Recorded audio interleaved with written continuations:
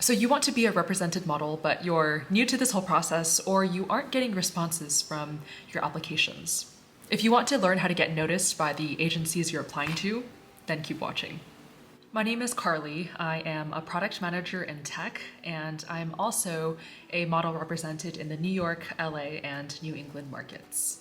I was completely new to the industry when I started, but I picked up a few tips and tricks along my journey, and I am very excited to share them with you. So without further ado, let's get into it. The first thing you'll want to do is prep your materials. You'll have to take good digitals, which are basic photos of your face. You don't want to wear too much makeup. And so you'll want to take a full-on headshot, a profile shot, a 3/4 profile, same for both sides. And then it'll be a good idea to have a 3/4 body shot and then a full body shot so that the agent can understand what type of body type you have. As far as what to wear, you can take your digitals in a bikini swimsuit, or you can do like a crop top, like a black crop top or a black bodysuit with black jeans and heels. I take my digitals on a semi-annual basis, but if you're constantly applying to agencies, I would recommend that you retake your digitals every time you send in a new application. Some agencies will ask for all of the photos I mentioned, the full-on profiles, etc. But some agencies will only ask for 3 photos. So it's a good idea to have all of them, all of the different types of photos in your folder, and then you can simply upload whatever the website asks for. So in prepping your materials, you'll also want to know your measurements. Your measurements will be taken with a soft tape measure, and if you don't have one, you can get one on Amazon for pretty cheap, probably under $5. The most common measurements you'll be asked for are your bust, waist, hips, and you'll also want to know your height and shoe size. If an agency is on the fence as to whether or not they want to sign you, they might ask for a portfolio, and you definitely do not need a professional portfolio to get signed. But having clear photos of you definitely helps. And for your reference, a basic starter professional portfolio includes 3 different styles of clothing and with 3 different backgrounds. But if this is your first time applying to agencies, you can simply compile your recent high quality photos that any photographer friends or that maybe you have taken of yourself. And you'll want to make sure that it's clear, it's not blurry, no sunglasses, you're not wearing any hats. And this can serve as your portfolio until you test with a professional photographer. There's often a message box when you apply to agencies on their website, and you can upload a link to your portfolio there. So I put my portfolio on my website, but if you don't have a website, then you can simply upload your folders into a shareable Google Drive folder, and then you can paste that link in the message box. My second tip is to be active on social media. Agencies will almost always check out your profile if they are interested in representing you as a model. Agents, and then when you get signed, casting directors too, will take a look at your profile to see what your hobbies are, what you look like, and if your brand fits with the project that they're trying to cast for. So it's a good idea to be prepared with your Instagram. It has to be public, and you'll want to include some recent clear photos of your face and your natural facial features. Instagram is also a great tool for connecting with agents in your area. Many agency accounts have scouting hashtags that you can find in their bio, and when you post new photos, you can include them in your caption to generate interest. My third tip is if you're not getting signed on the first try, then take steps to improve your application and reapply again. The market is constantly changing. If you don't get a response in your first, second, or third round of applications, then take new digitals and reapply again in 3 to 6 months. Sometimes it's simply a matter of timing, where the agency doesn't need someone of your profile when you apply, but as the market changes, they may later receive submission requests from casting directors or clients that want models that fit a profile similar to yours. I know that agencies look for models with personalities and hobbies outside of modeling, because sometimes casting directors are looking for people with specific skills or who are trained in a certain sport or a certain practice. For example, I've seen castings where casting directors want real graffiti artists or real basketball players. And so the more you build your skill set or your list of hobbies, then the better chance you have for matching these jobs. For example, when I booked a job with Adidas, they had me actually playing basketball, and they were just filming the group of us as we were playing a pickup game. And my last point on this is to continue practice taking photos as you're looking for representation. You can collaborate with other photographers, a friend. You can even take photos by yourself with a tripod and a self-timer, which I do a good amount. But the point here is to continue feeling comfortable in front of the camera and also get a few Instagram photos to post on your profile as well. My fourth point is to consider talent agencies.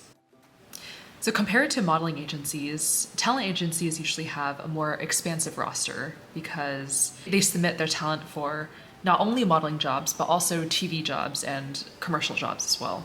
And because talent agencies have models and actors on their board, they might have more commercial clients where the height factor doesn't really matter as much.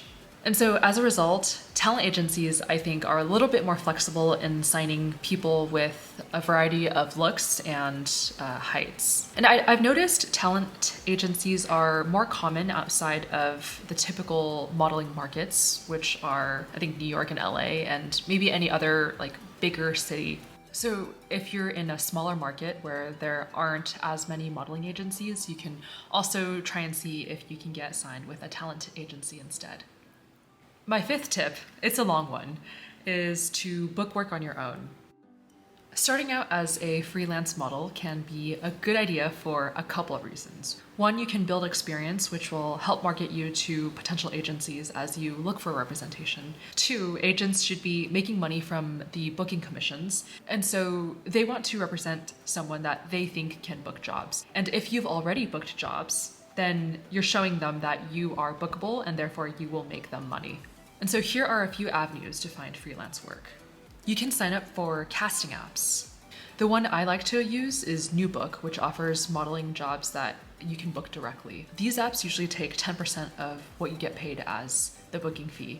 There's a bit of a vetting process to be accepted to NewBook. You have to upload your portfolio, upload some digitals, upload your stats and measurements. It's very little effort to apply to jobs on NewBook.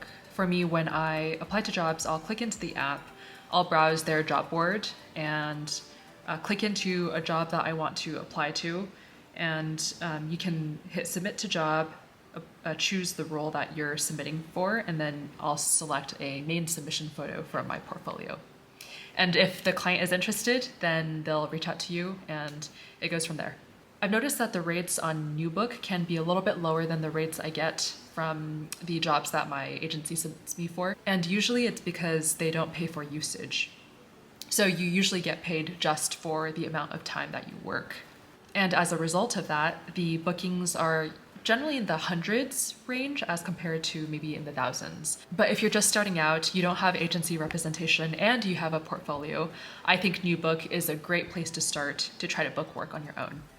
One other avenue to look for work on your own is to follow casting accounts on Instagram. I see that United Casting Agency, Collective Casting, and Cochrane Casting, I think that's the way you pronounce the name. These are three of many accounts that post casting calls on the daily. And these casting calls are primarily targeted for New York and LA, sometimes other cities as well.